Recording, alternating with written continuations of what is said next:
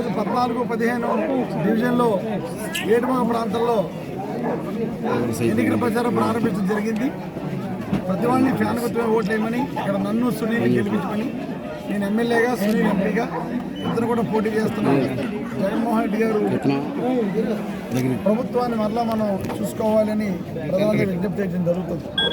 Fan గుర్తుగా ఓట్లేయమని మమ్మల్ని గెలిపించమని కోరుకుంటున్నాం. ముఖ్యంగా ఏటివాగ అన్నది చాలా కీలకమైన ప్రాంతం. మత్స్యకారులు ఎక్కువ మంది నివసించే ప్రాంతం.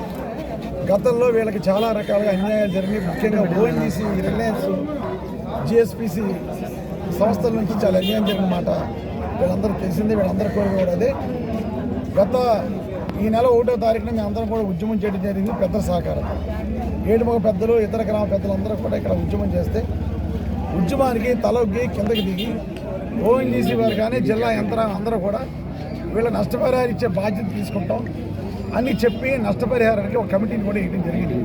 ఆ కమిటీ రిపోర్ట్ రాగానే వచ్చిన మరుక్షణమే ఓఎన్జీసీ దగ్గర నుంచి ఎవరైతే మత్స్యకారులు నష్టపోతున్న మత్స్యకారులు ఉన్నారో వాళ్ళందరూ కూడా న్యాయం చేసే బాధ్యత చేస్తానని చెప్పాను. తప్పకుండా 100% పట్టుదలతో ఓఎన్జీసీ సంబంధించినటువంటి నష్టపరిహారం మత్స్యకారులకు ఇవ్వాల్సిందే. ఇవ్వని పక్షంలో కాకినాడ నుంచి ఏ విధమైన కార్యకలాపాలు జరగవని ఈ సందర్భం వాళ్ళకి గతంలో చెప్పాం, ఇప్పుడు చెప్తున్నాం. నా యొక్క ఏటుమకు సంబంధించి డెవలప్మెంట్ అన్ని రకాలుగా చేయగలిగాం. రోడ్లు కానీ, డ్రైన్లు కానీ, పార్క్ కానీ, వీళ్ళకి కావాల్సిన కమ్యూనిటీ హాల్స్ కానీ ఏది అడిగితే ప్రజలు అది చేయగలిగాం. వీళ్ళకి అంతా పూర్తిగా కావాల్సింది ఏంటంటే నష్టపరిహార డబ్బు. ఆ నష్టపరిహార డబ్బుల్ని ఓఎన్జీసీ ద్వారా తప్పకుండా తీసుకొస్తామని చెప్తున్నాం. ఈరోజు నిన్ననే పెద్దలందరూ కలిసి మత్స్యకార గ్రామాల డెవలప్మెంట్ కోసం సిఎస్ఆర్ ఫండ్స్ ఈ రోజుకి ఇన్ని సంవత్సరాల నుంచి రిలయన్స్ ఉంటున్నా ₹1 ఖర్చు పెట్టలేదు. దానికోసం కూడా మేము అడగడం జరిగింది. నిన్ననే పెద్దలందరూ వెళ్ళి సిఎస్ఆర్ నిధులు ఏ పనులు కావాలని చెప్పారు. దాని మీద ఆల్రెడీ చర్యలు ప్రారంభించడం జరిగింది.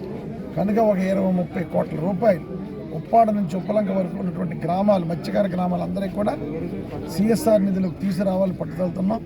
ఏదైనప్పటికీ కూడా ఖచ్చితంగా చెప్తున్నాను, మాటిస్తున్నాను, మత్స్యకార కుటుంబాలు ఎవరైతే ఓఎన్జీసీ ద్వారా నష్టపోతున్న కుటుంబాలు ఉన్నాయో ఆ కుటుంబాలకి న్యాయం చేసే వరకు పోరాడతానని, వాళ్ళతో ఉంటానని సందర్భంగా